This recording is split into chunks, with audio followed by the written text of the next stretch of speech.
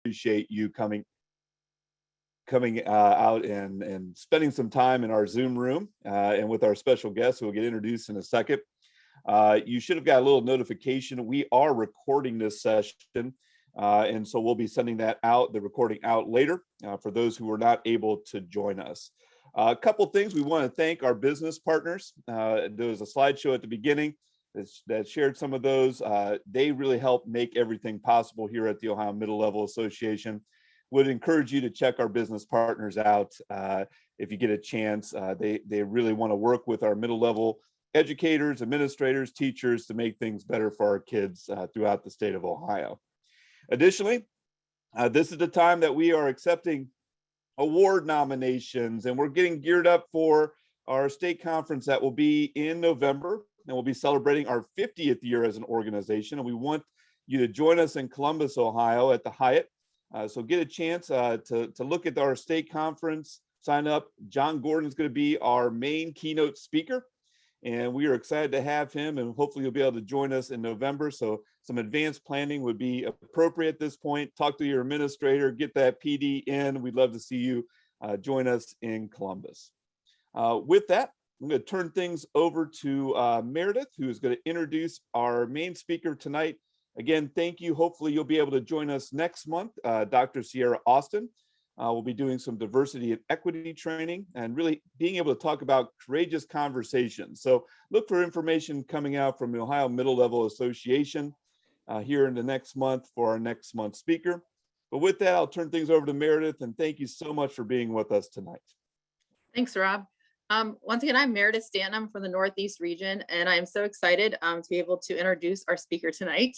Gotten to see her speak many times, and if you've ever seen her speak, it's awesome. So I just want to introduce Missy McClain. She's our Community Education Program Coordinator for the School Health Services Department at Akron Children's Hospital. And without further ado, I'm just going to let you go and take it.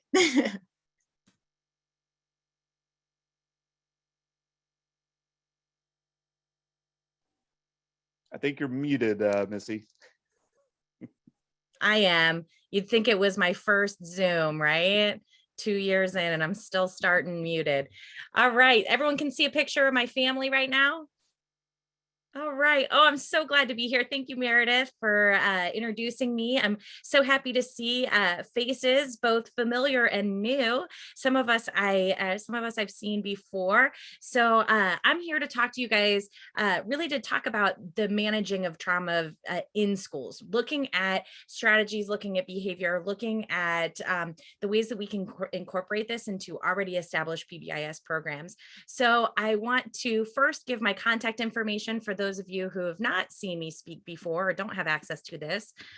This, of course, is my email address, my social media. I recommend hopping onto Pinterest if you're a Pinteresty person and following me at Follow Missy. I have over 4,800 strategies that are social and emotional trauma-informed practices.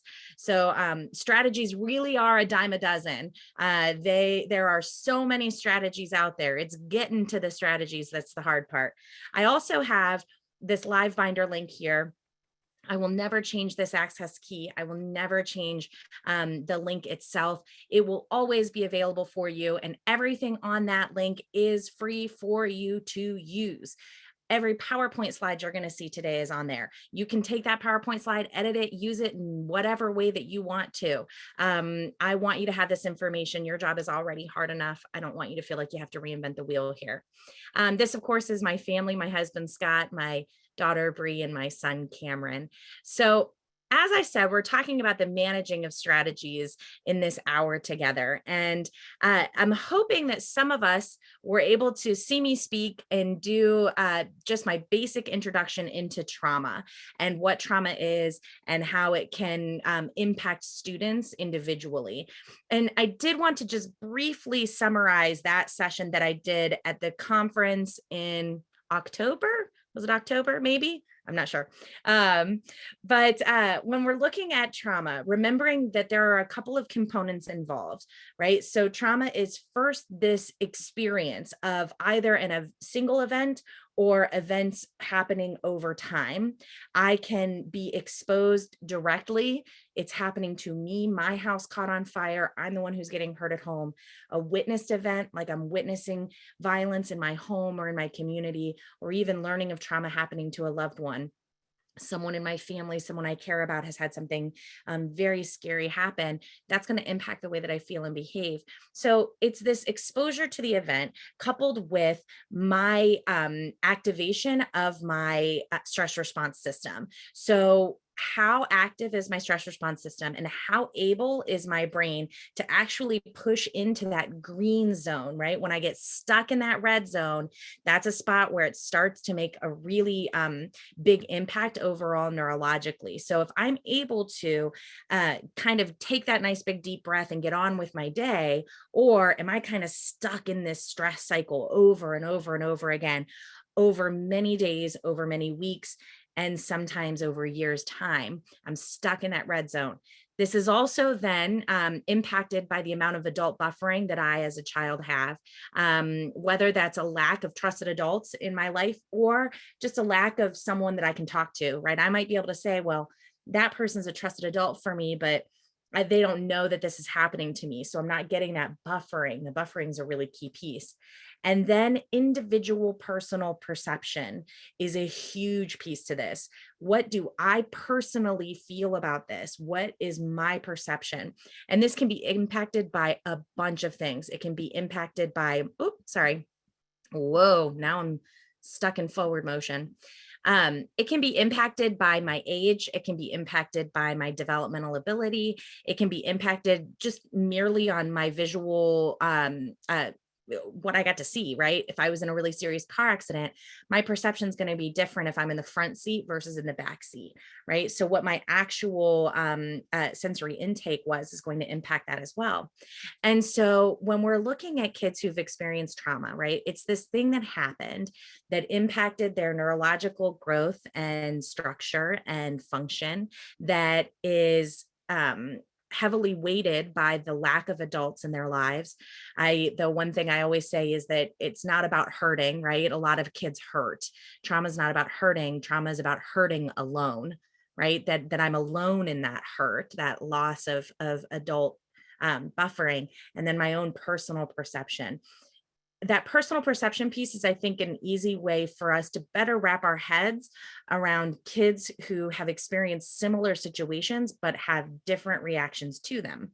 So say a family was in a really serious car accident, right? Maybe one child's doing just fine, but another child's having a harder time. That's because even though they experience the same event and have the same presumed parental or familial support at home, that perception is going to be different because they're individual children. And so their reactions may be different based on that.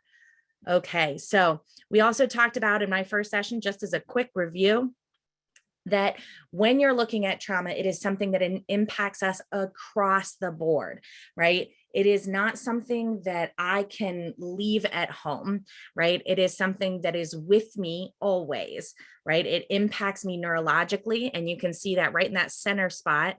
For those of you who came to my session, you'll recognize that image there was that PET scan image of how experiencing this social and emotional event actually impacts the ways that my brain's able to grow and build.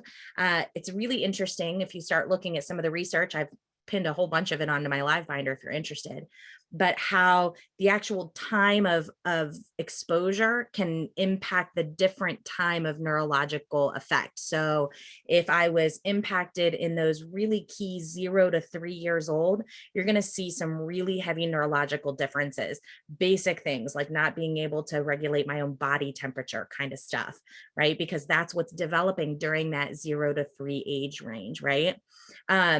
When you look at kids who maybe have had a typical upbringing, but then they experience trauma in adolescence, those kids, they're going to be able to, regulate their body temperature. They're going to be able to, move beyond concrete thinking into abstract thought. But now all of a sudden, this trauma is going to impact some of that frontal lobe neurological development, that higher level judgment, higher level abstract thought, right? All of that stuff that we learn as teenagers. So that that neurological impact is different based on what age my brain development was at when I was exposed to that trauma.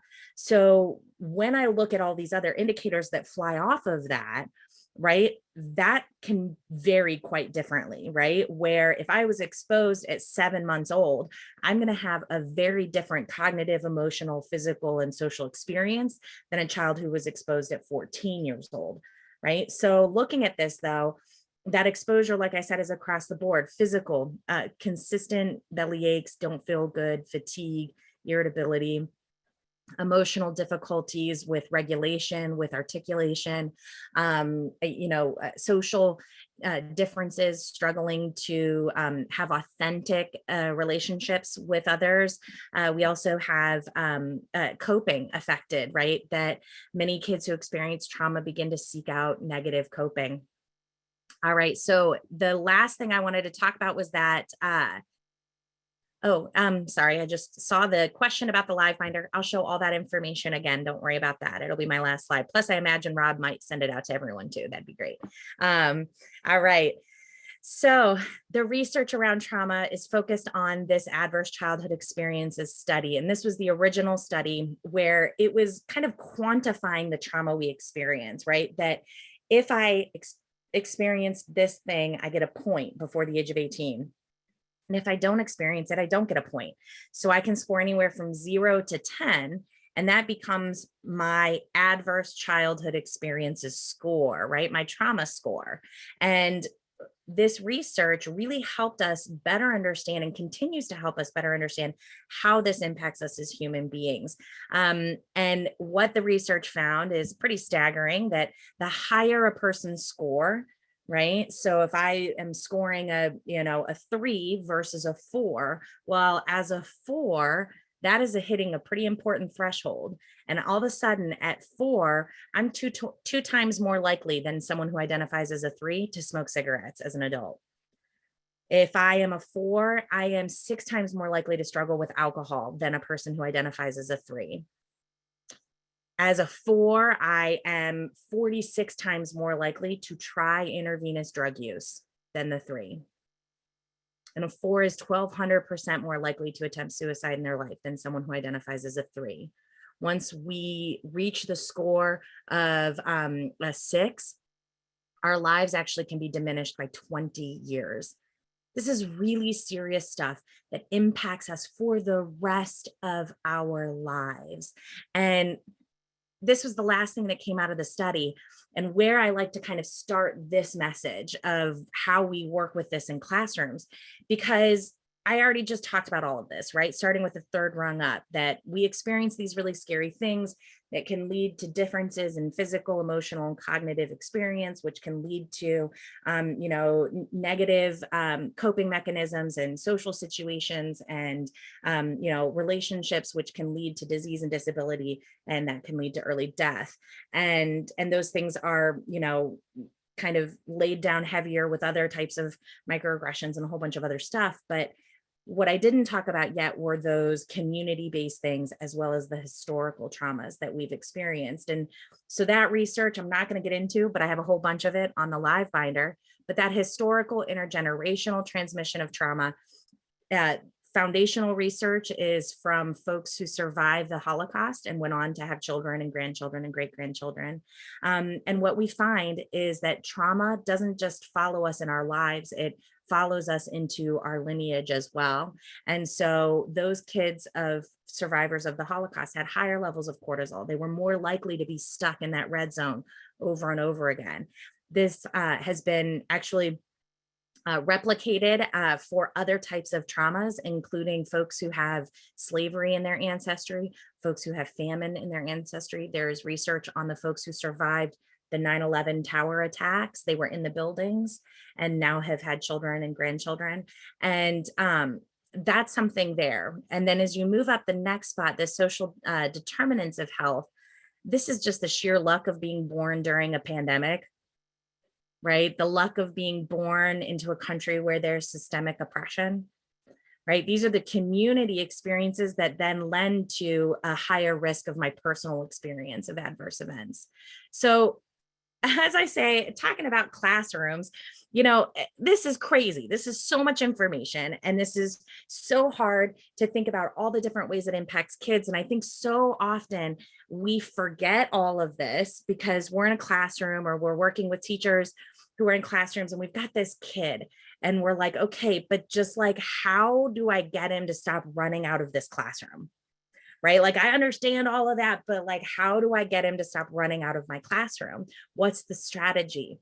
And that mentality is actually putting you behind, right? Because if I think that there's going to be one strategy that's going to help this situation, I'm already way behind what I need to be doing. Because looking at this, right, I kind of keep this in my head and say, okay, how can I best measure my expectations? Because if the child has experienced trauma, that means that they're experiencing things that will impact every part of their lives, possibly for the rest of their shortened lives. And for many of them, it's generations in the making. There's just not one strategy that's going to turn that all around. And I need to think about this differently, because it's not about a strategy. It's about connecting to kids, and it's about creating spaces that are safe for everyone, but especially for these guys.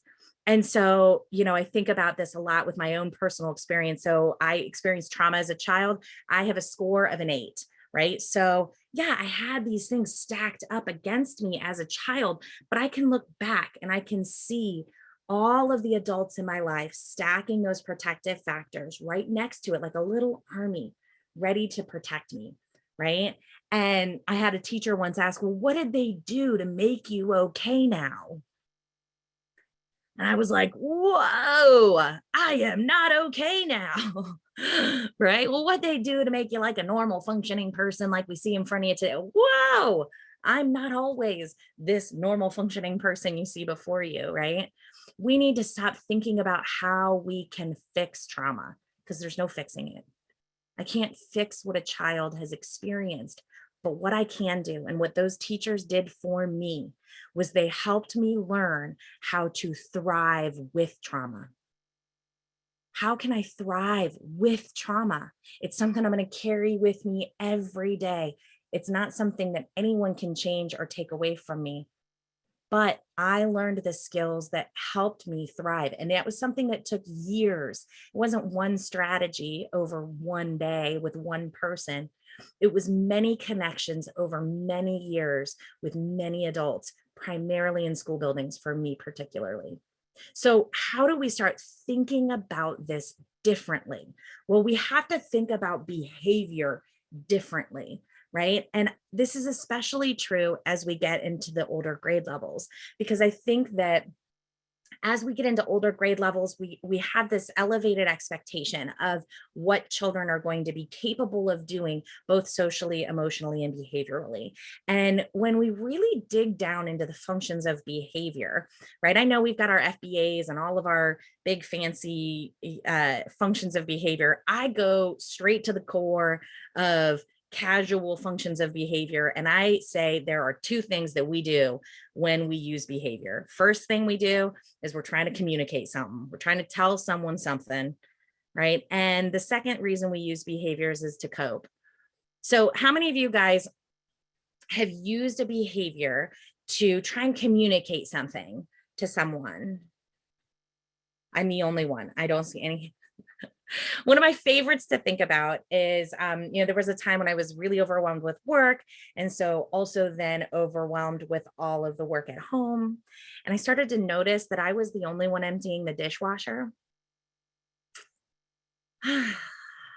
Right. And so I'm a grown up who has this specific education and skill set, right? I am perfectly capable of having a very mature, open conversation with my husband about how I need more help, right? Did I choose to do that?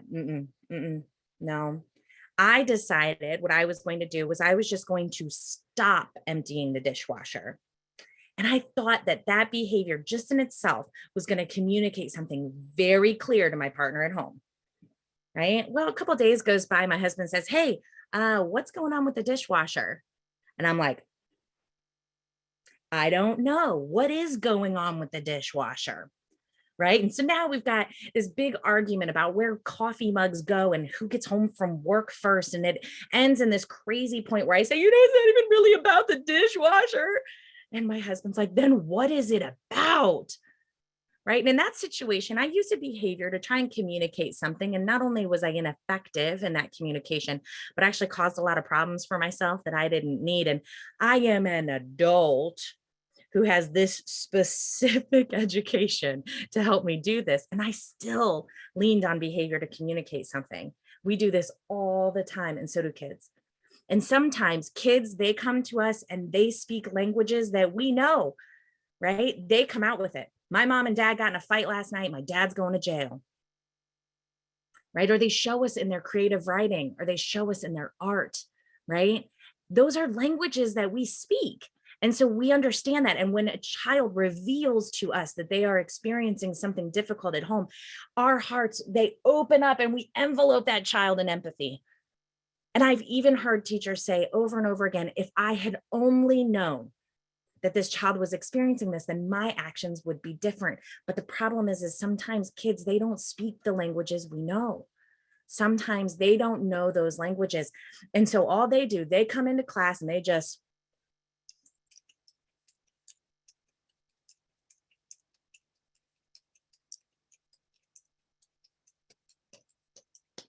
all day long. You guys, we lose empathy really fast on that, right? We're like, give it to me, give me everything that clicks, get everything off your desk and bring it to me, right? We lose empathy in that experience. And sometimes we even jump to conclusions and make it about us. He does that because he knows it drives me crazy. Or he's doing that because he's actually trying to get me to ... right? But the thing is, it doesn't have anything to do with us. Not a thing, right? Have you ever been in a public space and a seemingly stranger just starts screaming at people and you're like, whoa, right? Do you think that person screaming about people is thinking about you at the grocery store, that, oh, it was definitely that Missy's fault? No, didn't have anything to do with me. It had to do with a whole bunch of other stuff that sent that person into a crazy scream fest. Right? Well, that's what these kids are experiencing too. It might be aimed at us, but it doesn't really have anything to do with us. And instead of seeing this as, what is he trying to do to me? Ask ourselves, what's he trying to tell me? Because it's something.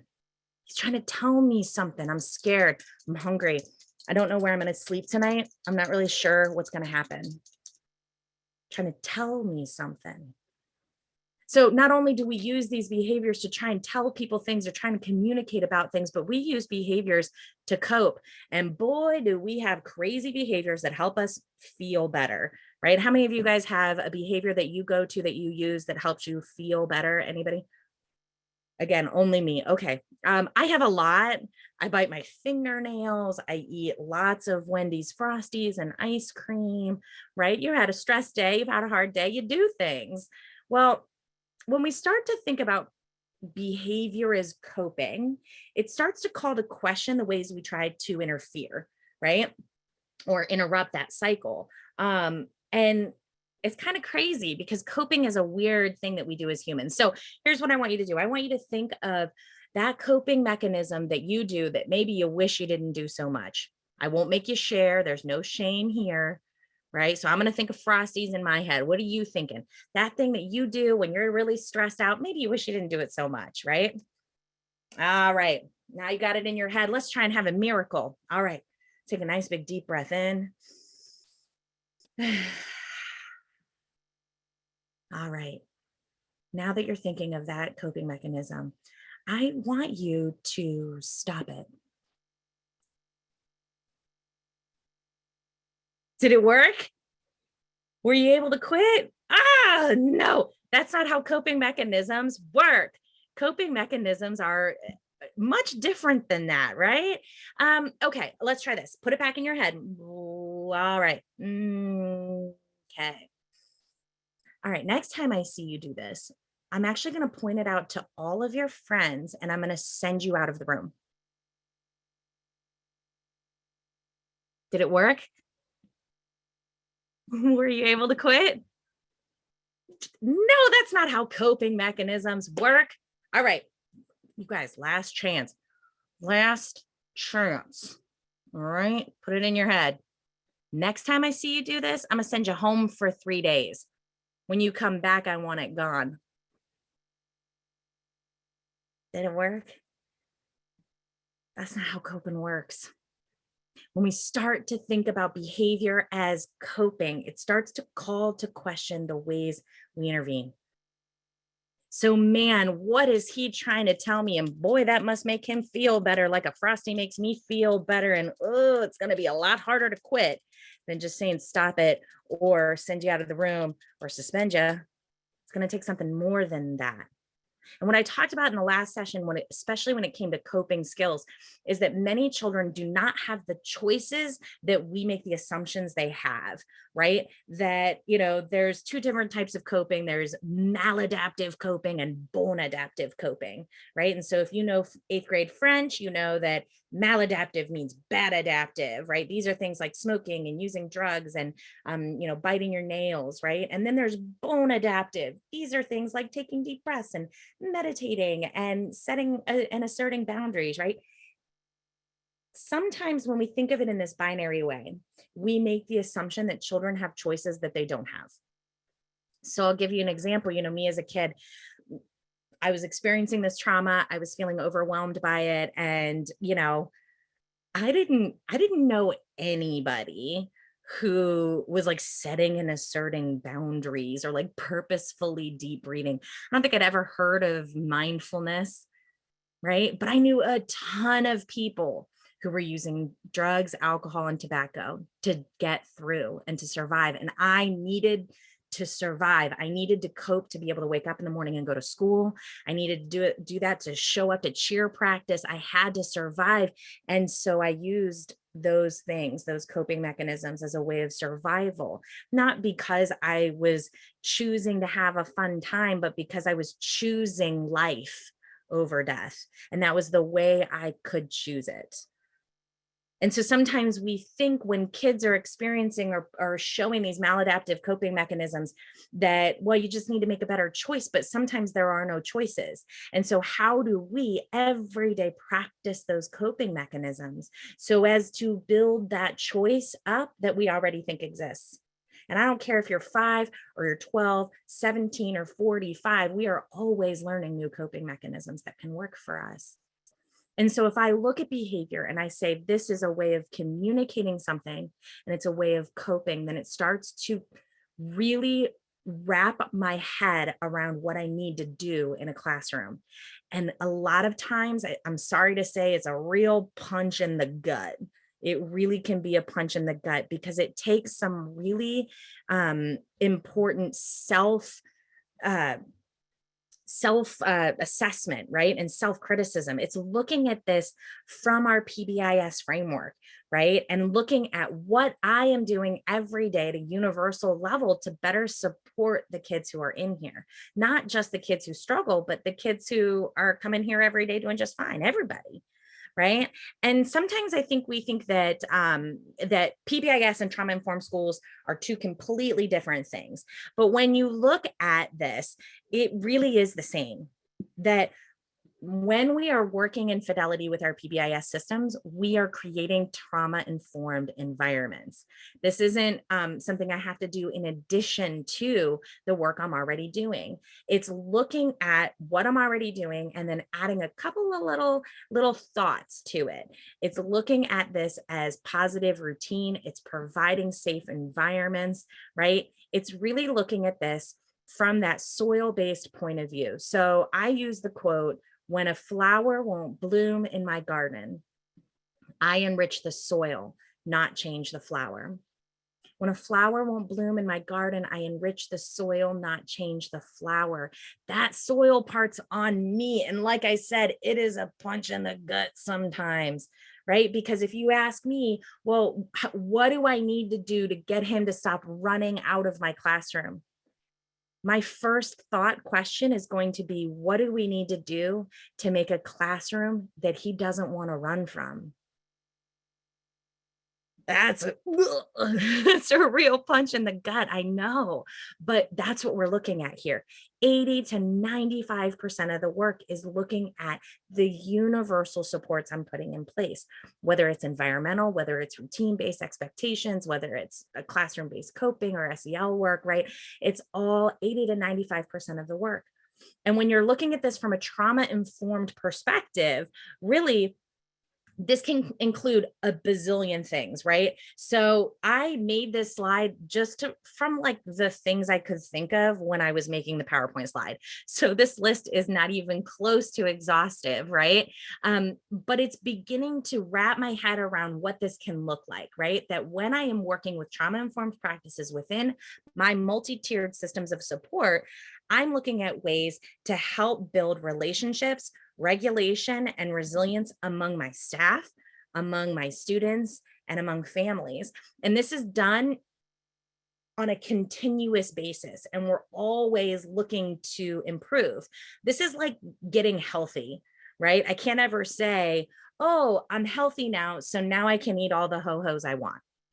Right? Like it's not a destination. It's a journey and a constant work.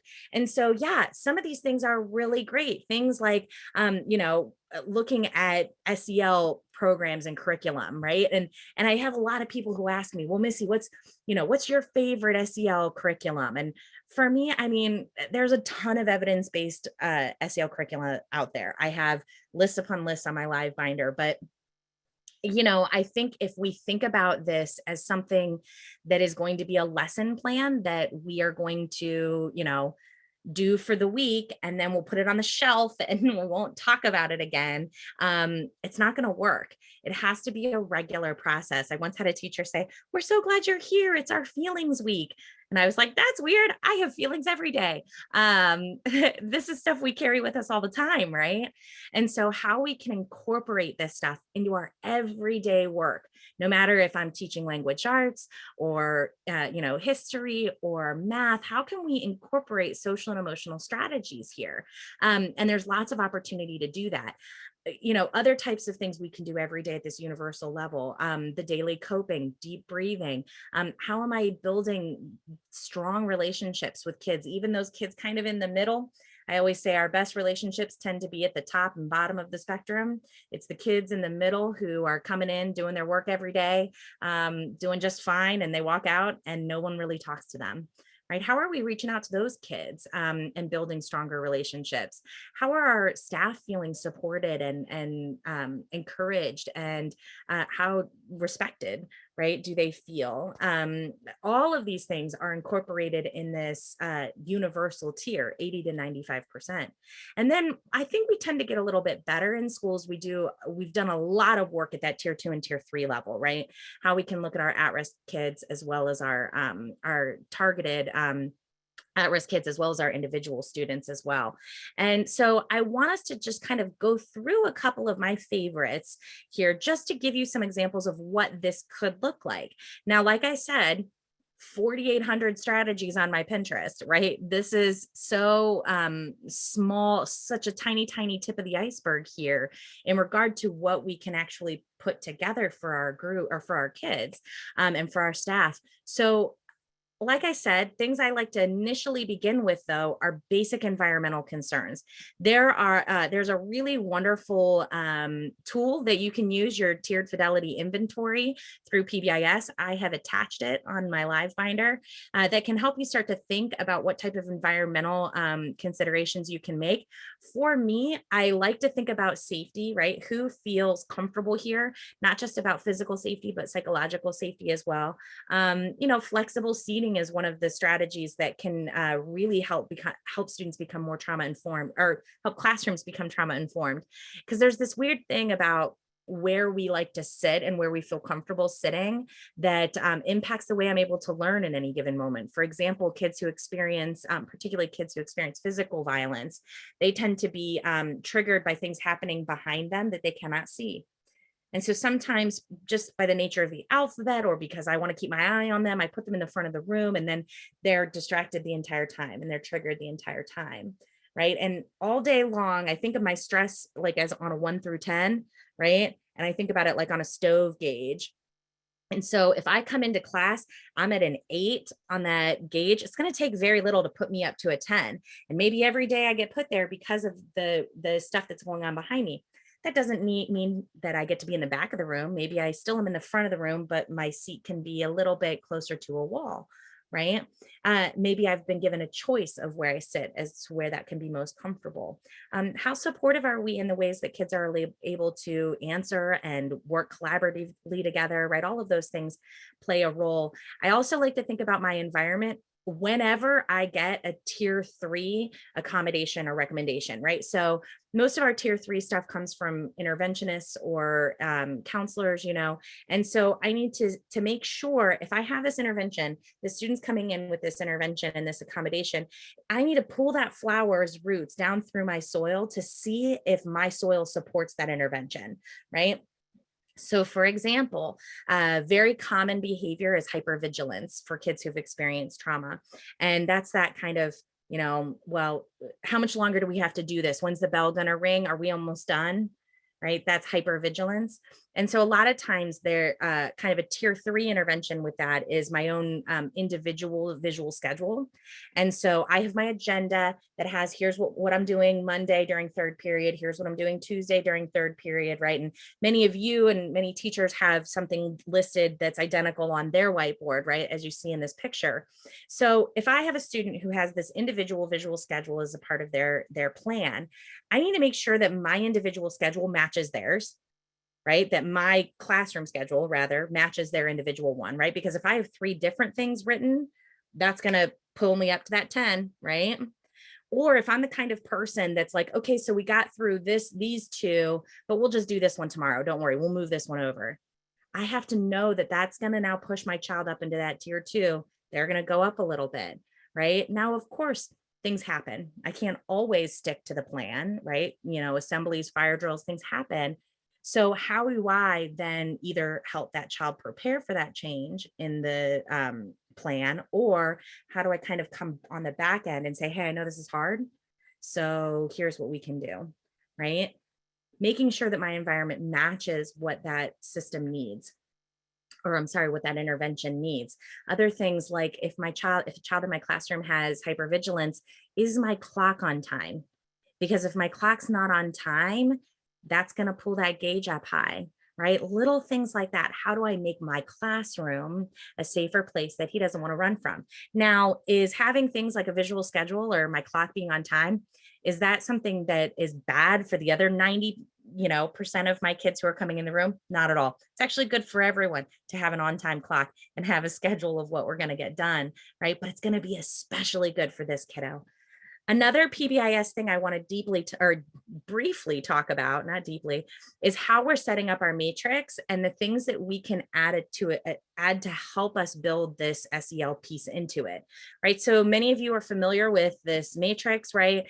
That we have our expectations listed, as well as the different environments in which those expectations are to be upheld, and what those look like in specific. But then when it comes to looking at a trauma-informed space, asking, okay, so what could be the coping mechanism? What could be the communication tool? Because remember, if my behavior is based in coping and communication, what could I do here that could help me cope or help me communicate if this is something, if I'm feeling bothered, that would help me maintain respectful behavior, right? And expectations. So you can see here, there's a coping of asking for a break. And then there's a communication of expressing an I statement, right? So these are things that we can practice that would help me maintain a respectful expectation, right? But then what do I need to do as the adult in the room to ensure that I am encouraging respectful action as well, right? Same thing with responsibility, really looking at all of our expectations through this lens. So what happens if I'm feeling upset? How do I make sure that I'm maintaining responsibility, right? Okay, so maybe I need to, chunk down into smaller chunks. Maybe I need to talk to someone, right? Those would be responsible ways of dealing with upset, right? And then same with safe, right? That maybe I need a cool down strategy, a crisis plan, right? That would fit into my safe of my feeling upset. Then, of course, we always need the mantra teach, remind, reward, right? That we teach the actual topic, we remind a bazillion times over, and then we reward. And reward, of course, is not a tactile reward. It doesn't have to be points or tickets or anything else. It's just verbal reward. All right.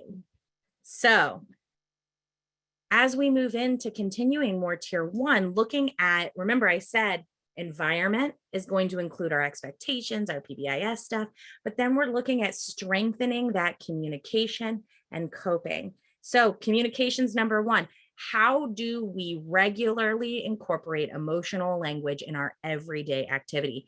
I have seen this done in a whole bunch of different ways.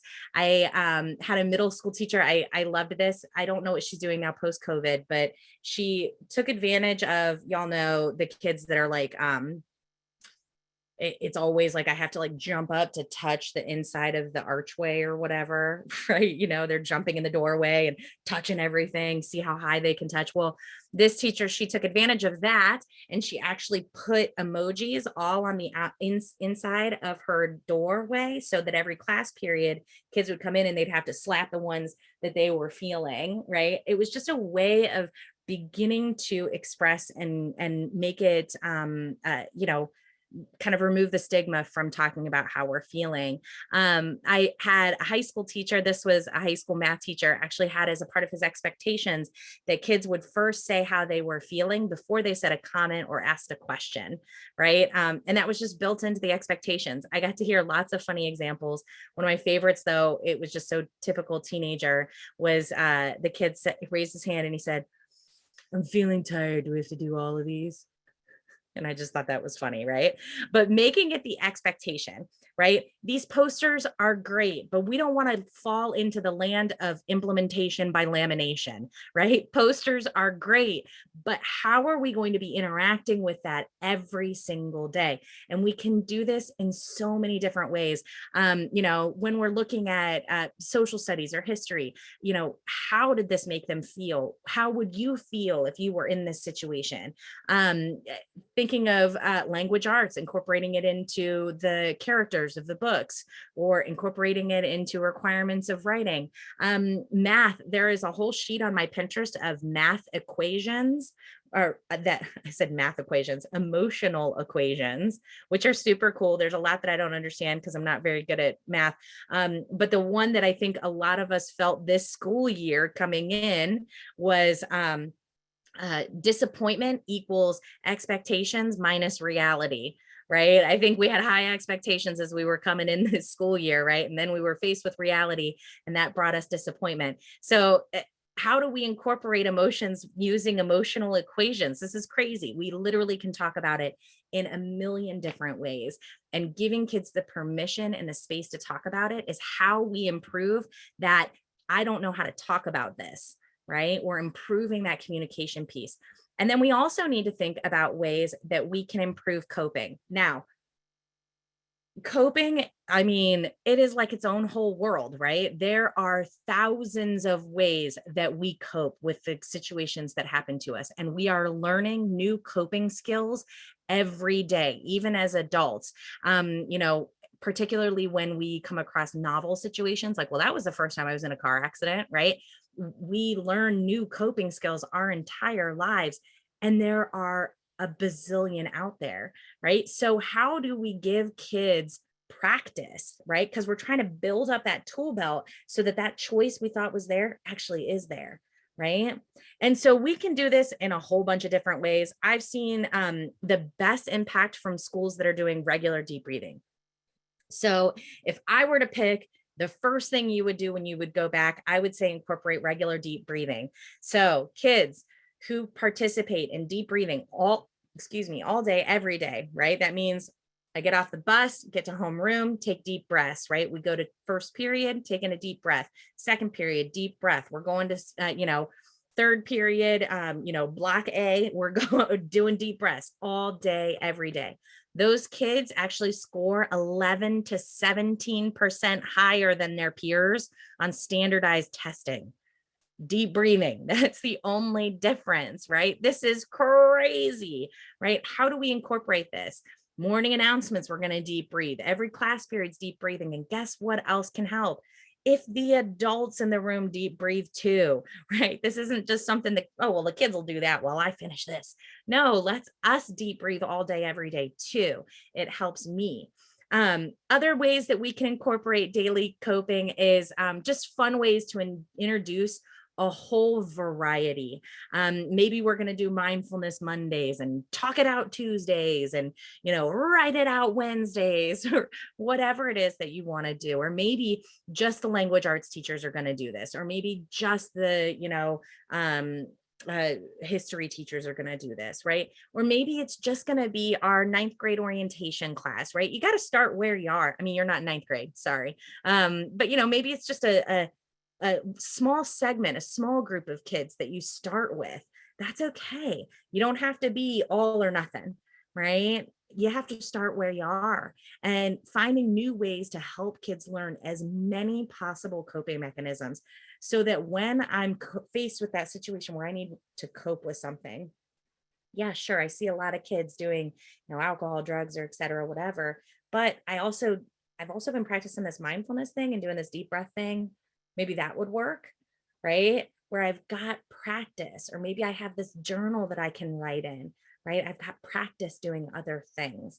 All right, so we talked about building our environment, creating our routines through PBIS.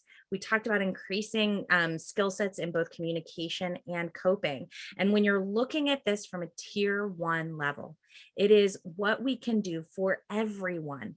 Remember, this stuff, it's not bad for anybody. It's going to be great for, Missy middle of the road kid to be doing regular deep breathing and to be learning things like mindfulness. It's going to be good for them too. And guess what? That deep breathing is going to increase my test score too, not just the kids who experience trauma. It's good for everybody, but it's going to be especially good for our kiddos who've experienced trauma. Because remember that gauge, right? That stress gauge. So remember, if I walk into my classroom at an 8, it's going to take very little to get me to that 10. We're fighting against that all day long. So if I come into first period at an 8 and we do deep breathing and that pulls me down to a 7, and then we do mindfulness and that pulls me down to a 6, it's going to take a lot more to get me to that 10. But then I go into the hallway and now I'm right. Second period, I'm back up at an 8. So second period, I take a deep breath. Maybe I take a 1 minute walk around the classroom for Work It Out Wednesday. Now I'm down to a 6. It's going to take that much more to get me to a 10, right? All day, every day, I'm working and trying to get that gauge down. It's going to be good for everyone, but especially good for my kiddos who might struggle. Now, at a tier 2 level, like I said, mostly we're getting stuff from our interventionists or our counselors, right? But I think every classroom teacher should have some skill sets that can be regularly incorporated into their everyday curricula. So I use this example. This is one of thousands of others that you could use. But I use this example because I had a teacher that used this in language arts, right? And so as a tier 2 with her at-risk kids, she really focused in on how the characters in the novel that she was reading, right? And she'd say, okay, let's talk about what this character did. Okay. Where's the evidence of what they did? All right. Can we talk about maybe what that character was thinking, right? Do we have any evidence in the, in the novel of where this was, right? And they're writing down things there, right? And then says, okay, let's talk about what she was feeling, right? Do we have to infer her feelings? Does it flat out say what she was feeling? All right. So she was feeling angry and she was thinking about punching that person, and that's what she did. Now, what if you were feeling angry and thinking about punching something? What would you do differently? Right? So this is an incorporated curricular and social emotional conversation. And she aimed it at her at-risk kids. And it formed so many great conversations. One of which I remember, this wasn't in that classroom, but I got to have this conversation with another boy, and he was, had punched someone. And he said, Missy, it's easy for you to make good choices because you're a good person. And I said, wow, do I have you fooled if you think I'm a good person? I was like, because here's the thing, kid. I would say at least once a week, I think about punching someone right in the face. I'm not asking you to stop thinking about punching someone in the face. I'm asking you to stop punching someone in the face. Right. And I have tools that I can help you learn that will help you not punch someone in the face. Right. When I'm splitting this up, right, that there are feelings, thoughts, and actions, that those aren't just one thing. And that teacher did such a good job of incorporating it into their everyday experience. So I have on my live binder several tabs and articles, as well as on my Pinterest, on ways that you can incorporate social and emotional learning into everyday curricula for a whole variety of subjects. So I encourage you to check that out, because at a tier 2 level, I think that we as just even general classroom educators can have these conversations. I don't have to be specialized in something to have this conversation, right? This is really just me being human and teaching other humans how to be human too, right? All right, so at a tier 3 level, again, like I said, I think we do a pretty good job of this in schools, and why I spend less time on this, but I do think that it is important for every adult in every school building to be able to de-escalate a child. Many of us are utilizing someone like a support staff or climate staff, and interventionist, a counselor, an administrator, and that's fine. But the more a person from the outside has to come in, the more they will have to do that.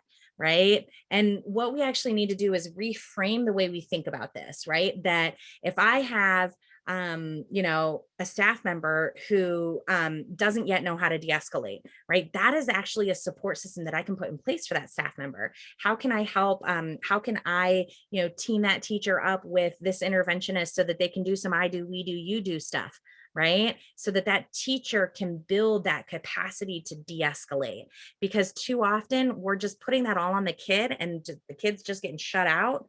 And sometimes as a kid, I need to talk to my trusted adult, and you won't let me go to the bathroom. You won't let me go and see my trusted adult. I have to stay in this classroom. So I know one surefire way that's going to get me to that trusted adult, right? That administrator, that counselor, and that will start kicking up my behaviors. But if the trusted adult becomes the adult in the classroom, all of a sudden I don't need to do that anymore, because my trusted adult's right here. There are some things that we do as adults that encourage de-escalation. And there are also things that we do that escalate situations. And so recognizing this is a really key self-exploration. Like I said, I know that this is kind of punch in the gut kind of conversation, but what am I doing that's escalating this situation? And, I've done observations all over the state, and you can see it, right? I can see, okay, so this explosion happened, but here are the 5 things that happened before that, right? And so how do we start recognizing that within our own actions, and ways that we actually can encourage de-escalation? And so my de-escalation strategy is a 2-parter. So the first part is actually what's called a progression of acceleration. And then I have the de-escalation tool. So this is on my live binder, both filled in here and blank. If you want to print it out, you don't have to. I'm confident you can make squares, but I do recommend that you actually write these things down, because I find that when you write them down, it just helps you become laser focused on the right things. So the first square here is classroom calm. So if I have a student whose behaviors are maybe, something that I'm looking at, right? As the classroom teacher, right? I'm not saying as the counselor or anyone else, just as a classroom teacher, I'm going to say, okay, so Missy, what is her classroom calm behavior? What does she look like when she's learning? And here we need to kind of let go of what we think this should look like. Right? I think sometimes we're like, okay, 4 on the floor, eyes on me, then that child's learning. Well, that's not necessarily true for everyone. So what do they look like when they're learning? Maybe Missy is learning. I can tell when she's standing in the back of the room and she's like, right? Wiggling and standing. Okay, well, right now I can work with that. I can put, tennis balls on the bottom of her chair that's in the very back of the room. Maybe I'll put her at a standing desk, right? I can make accommodations for that. And then we can slowly introduce new coping mechanisms that help you kind of fit into that mold of classroom ready that we think it should look like. But right now, I can't just put you there, right? I have to know what you look like when you're learning, because that's my goal. I want you to learn. I don't necessarily need you to stay in a seat. I need you to learn. So then I am going to sometimes sometimes we may not know what that looks like, right? We might have to talk to the, digital design teacher or the art teacher or the, orchestra instructor to kind of help us get an idea of what this looks like. Because maybe they haven't shown this behavior in my math class or in my language arts class, right? But what does this behavior look like? Then I'm going to list down below all of the triggers that I already know exist when we have an unexpected announcement, when, they say their answer and it's incorrect, when they forgot their homework, right? What are those triggers? Now, this doesn't mean that we avoid these triggers. Like, you still had to have your homework in. You still got to put your Chromebooks away. I'm sorry that your answer was wrong, right? It's not that we accommodate or avoid those triggers. Those triggers, it's a list of conversation starters, right? Because remember I said this behavior is a deficiency in communication and coping. So if I see, hey, you're having a hard time when we have to put Chromebooks away, what could you do that could make you feel better when we have to do that? Maybe I could give you a couple reminders and you could do some deep breathing. How about that? Right? In what ways could you communicate this better with me or more respectful with me? Right? This conversation is about how do I better communicate and cope with these triggers, right? The next group, this square is the most important square on the page. This is rising agitation behaviors, right? If we look at classroom calm, this is focused behavior. Think of it like a 6 on that gauge, right? When we move into rising agitation, this moves into unfocused behavior. We're at an 8, okay? And with an unfocused behavior, it's just kind of like, maybe I was focused in learning, standing like this in the back, and I was like, but now I'm like walking aimlessly through the aisles, touching stuff, right? Or maybe I was focused doing some doodling, but now I'm kind of getting into drawing anime and you're losing me, right? That's unfocused behavior, right?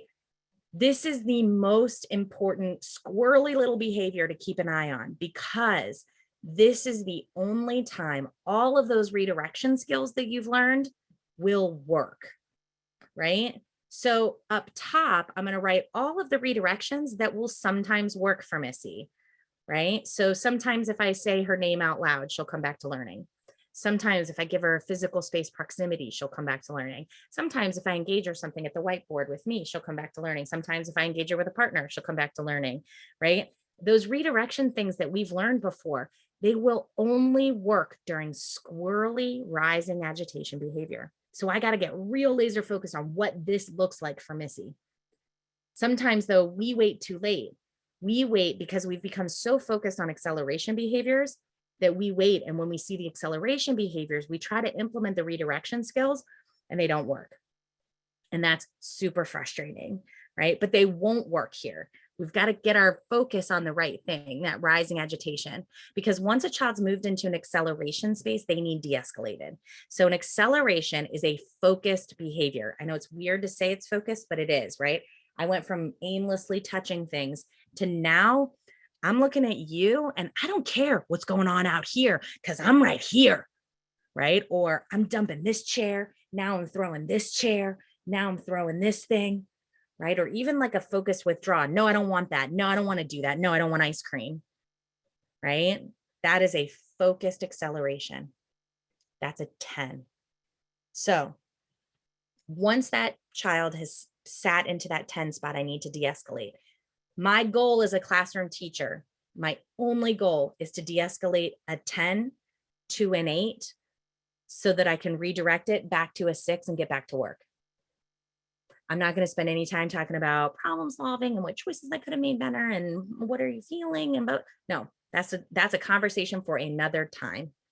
Right now, I am getting that child from a 10 to an 8 so that I can redirect back to a 6 and get back to work. Sometimes we let that kid drag us to a 10, right? I've been there. And now, we are involved in this situation that could be dealt with in 60 seconds, and we create like a 60-minute hellscape for everyone involved, right? So how do we do this de-escalation? Well, it's actually way easier than you'd think. And I literally am almost done. I know I'm out of time. But this is all fancy talk for just like talk about something else. Just literally talk about something else. Make bland observations and ask questions. A kid's starting to, you see that repetitious behavior, say, hey, so it's pizza for lunch today. Are you only able to get like pepperoni, or like, is there like a bunch of different kinds, right? What's your favorite stuff to get on pizza, right? Oh, so I see that you're reading the Maze Runner right now. Who's your favorite character, right? It's making bland observations and asking questions. That's it. And remembering my only goal is to get them from a 10 to an 8 so that I can redirect them back to a 6. Ugh, my favorite character's Newt too. Isn't he so awesome? Ugh. All right, so what were we doing here? That's it. De-escalating. My most common questions, who's supposed to do this? The classroom teacher. The more someone else comes in to do it, the more you'll have to send that kid out. The more you do the work in-house, the less you'll have to do the work in-house. I always say it's like teaching your Target eyebrows, right? My kids, we go to Target, they start acting a fool, right? And I'm like,